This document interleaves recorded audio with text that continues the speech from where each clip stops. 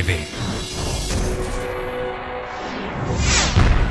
Es lo que necesitamos primeramente para esto.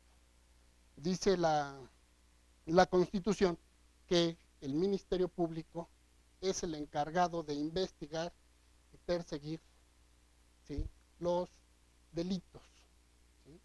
Entonces, ¿qué es lo que necesitamos que exista para que inicie este procedimiento?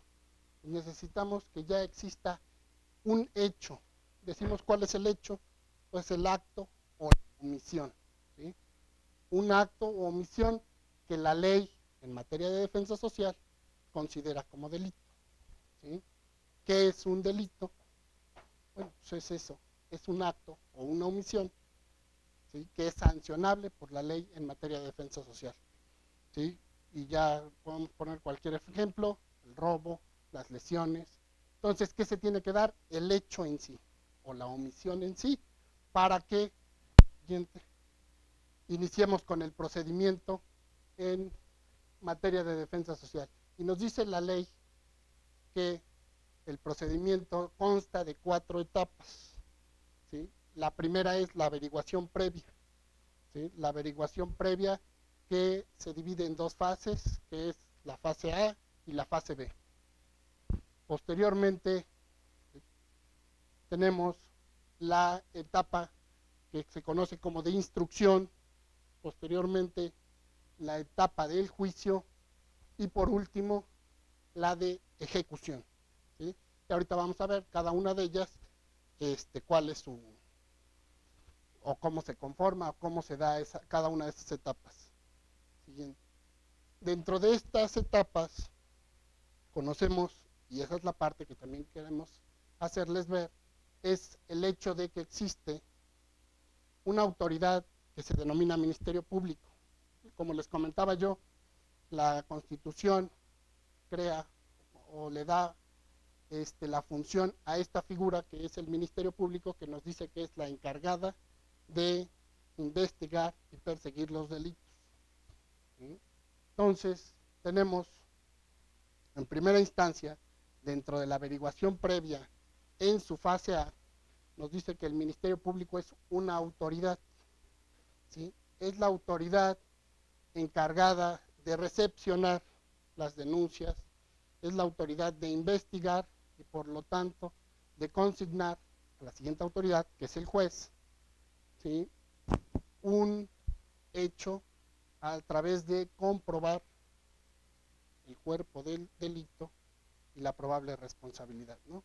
Entonces, en la práctica existen, yo creo que ustedes los han de haber oído mencionar, los agentes del Ministerio Público investigadores, los agentes del Ministerio Público encargados de una mesa de trámite y los agentes del Ministerio Público adscritos a un juzgado. ¿Cuál es la función de cada uno de ellos? Bueno, el agente del Ministerio Público investigador es aquel que inicia, que recibe las averiguaciones, ¿sí? Y en nuestra, por ejemplo, aquí en la ciudad, funciona, es la que todos conocen como la de 24/48, está abierta los 365 días del año a cualquier hora. Ese es el agente del Ministerio Público Investigador.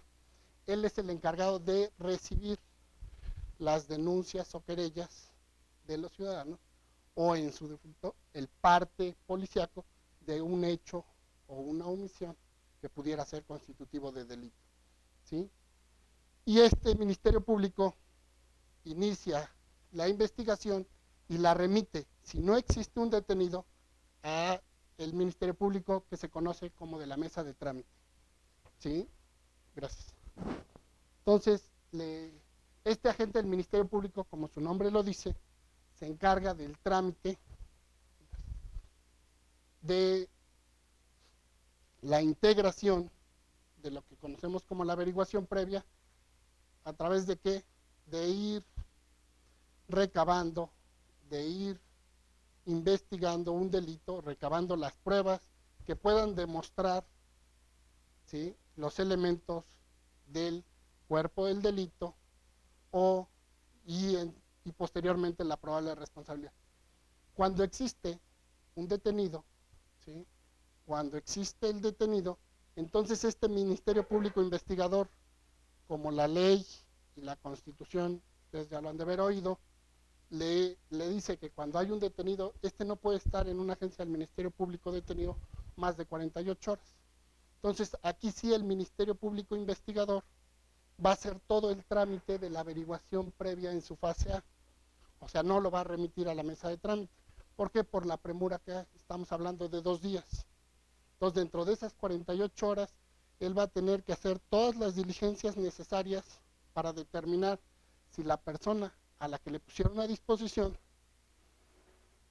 y el hecho por el que lo pusieron a disposición conforman un delito o la probable responsabilidad de él, ¿sí?